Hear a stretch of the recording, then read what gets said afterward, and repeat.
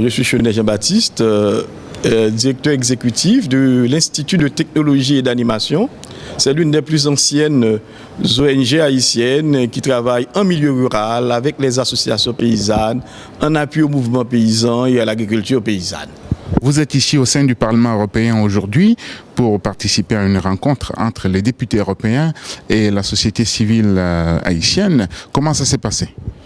Bon, je pense que ça s'est déroulé assez bien. Il fallait évidemment être là, au Parlement européen, pour faire valoir la position de la société civile haïtienne sur la situation du pays et également en rapport aux priorités stratégiques que nous, comme société civile, nous envisageons pour notre pays.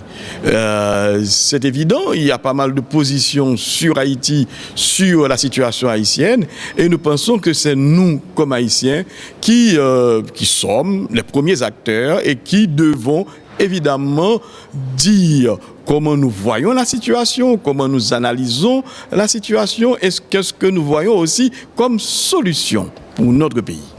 Dans vos interventions, vous avez fait part des incertitudes qui jalonnent la situation politique de votre pays, des questions de financement des élections, un nombre pléthorique de candidats. Et quand on écoute la situation politique du Haïti, on se dit que rien n'a changé depuis Jean-Bertrand Aristide.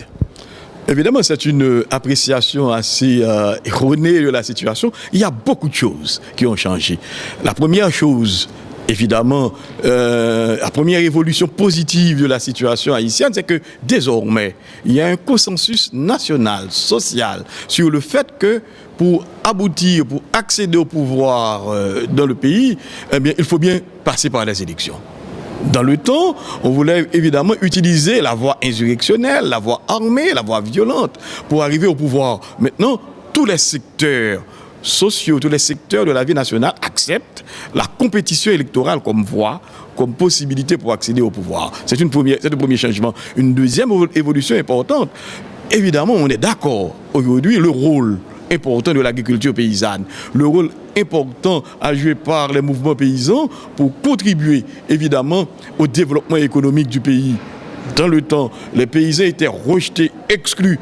Aujourd'hui, tout le monde sait très bien qu'il n'y aura pas de développement économique et social du pays sans l'agriculture paysanne. Une troisième évolution, c'est une importance reconnue évidemment pour le rôle à jouer par la jeunesse haïtienne. Nous avons une population relativement jeune et 50% de la population ayant moins de 20 ans, il faut faire confiance à la jeunesse, il faut donner une place importante à la jeunesse pour évidemment penser au développement économique et social du pays.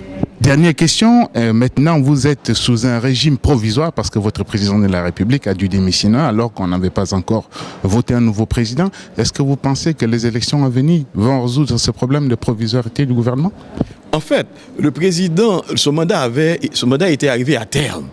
Donc, il a passé 5 ans au pouvoir, il n'a pas pu organiser des élections, son mandat est arrivé à terme. Maintenant, on a un gouvernement provisoire. De toute façon, et c'est ça la demande sociale, des élections et des élections cette année pour que nous puissions avoir un gouvernement légitime au début de l'année 2017.